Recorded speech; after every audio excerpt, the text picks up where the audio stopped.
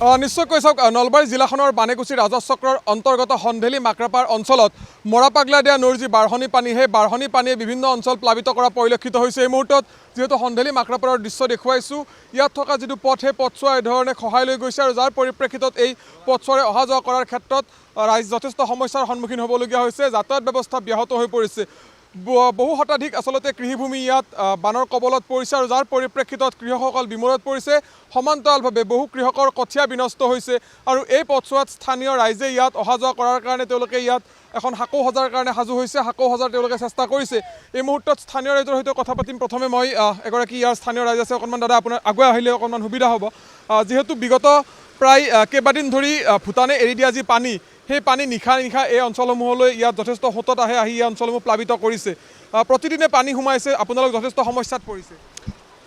কিমান কি কম, আজি 3 নম্বৰ বানপানী আমাৰ কওঁতে ভাগৰ লাগি গৈছে।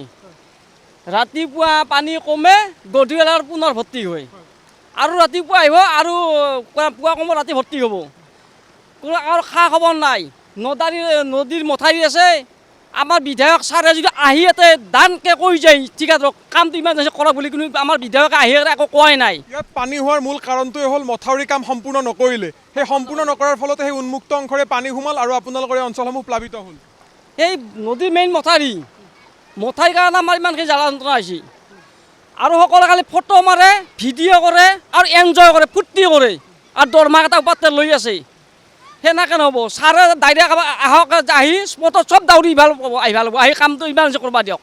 মই এইখিনি ক'ব লাগে। যিহেতু বছৰ ধৰি বানপানী হয়, আপোনালোক যথেষ্ট ভুক্তভোগী হয়। প্ৰতি বছৰে বানপানী হোৱাৰ পিছতো যিধৰণে ব্যৱস্থা গ্ৰহণ কৰিব লাগে, মথাউৰি যি তৎপৰতাৰে নিৰ্মাণ কৰিব লাগে, সেইধৰণে নিৰ্মাণ কৰা নহয়। আপোনালোক ভুক্তভোগী হয়। এইবেলিও বহু শতাধিক কৃষিভূমি পানীৰ কবলত পৰিলে, খেতিয়কৰ কঠীয়া বিনষ্ট হ'ল। যদি এনেকৈ খেতি পানী আহে আমি কহলি খেতি কৰিম, হাজিৰা কামলা খেতি কৰি খোৱা মানুহ, স্কুলকে ল'ৰা ছোৱালী যাব নোৱাৰে, যি শাস্তি আমি ইয়াতে নিজে পাৰ কৰি দিওঁ। কিমান ভুগছোঁ আমি উঠছোঁ, কিন্তু ওপৰ ইঞ্জিনিয়াৰ ঠিকাদাৰ তাহোন গম পোৱা নাই। তাহোন থাকো এচি ৰুমত বহি দৰমহা খাই, আমি থাকোঁ এটা শাস্তি খাই। দেখিবলৈ পোৱা গৈছে সন্ধেলি মাকৰাপাৰ অঞ্চলৰ দৃশ্য। আৰু এই অঞ্চলসমূহত যিহেতু দেখিবলৈ পোৱা গৈছে যি মৰাপাগলাদিয়া নৈ, সেই মৰাপাগলাদিয়া নৈৰ যি বাঢ়নী পানী, সেই বাঢ়নী পানী মথাউৰি উন্মুক্ত অংশৰে প্ৰৱেশ কৰে আৰু প্ৰৱেশ কৰি এই সন্ধেলি মাকৰাপাৰ আদি অঞ্চলসমূহ প্লাবিত হয়। এই মুহূৰ্তত দেখিবলৈ পাইছোঁ নলবাৰী জিলাখনৰ পশ্চিম নলবাৰী প্ৰাথমিক শিক্ষা খণ্ডৰ শিক্ষা বিষয়াগৰাকী ইয়াৰ যিসমূহ শিক্ষানুষ্ঠানৰ ছাত্ৰ ছাত্ৰীসকল অসুবিধা হৈছে তাৰ বুজ ল'বলৈ আহিছে। বাইদেউ অকণমান আপোনাৰ ওচৰলৈ আহিছোঁ।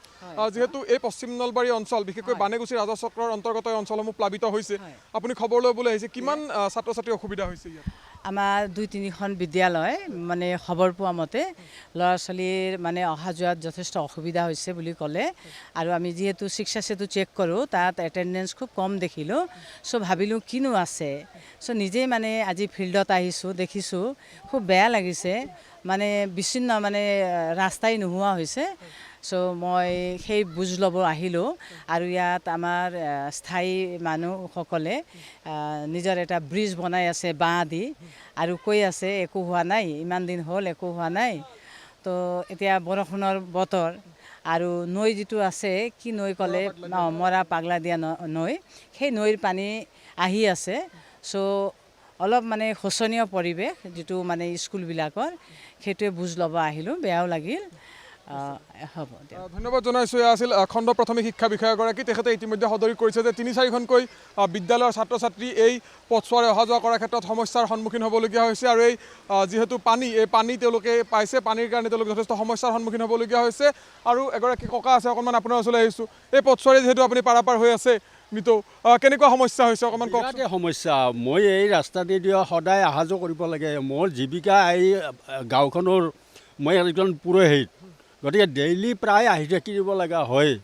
মোৰ যি সমস্যা, মোক একজন মানুহে মানে পাৰ কৰি দিয়ে আৰু থৈ যায়। মই এনেকৈ চলি আছোঁ। এই যাতে আমাৰ এই সমস্যাটো দূৰ কৰে, আমি বিধায়ক আৰু ওপৰ মহলক আমি সদায় অনুৰোধ কৰোঁ যাতে এই কামটো আমাক অতি সোনকালে কৰি দিয়ে। নিশ্চয়কৈ এই বানপানী যে সমস্যা সেই সমস্যাৰ যাতে এটা স্থায়ী সমাধান হয় তাৰ বাবে সকলোৱে অনুৰোধ কৰিছে, সকলোৱে আহ্বান জনাইছে।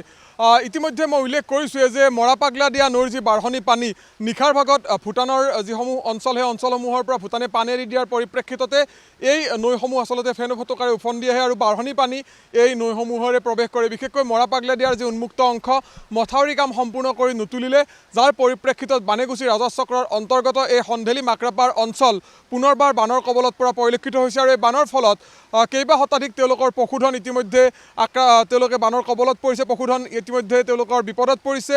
পশুধনৰ খাদ্যৰ কিছু অভাৱ হৈছে।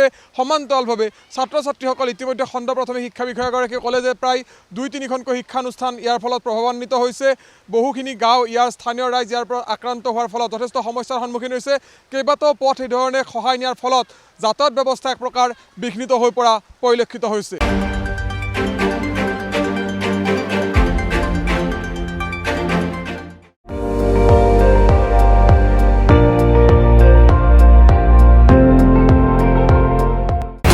আপুনি চাই আছে ND24 সৰ্বশ্ৰেষ্ঠ নহয় সৰ্বোত্তমৰ দৌৰত।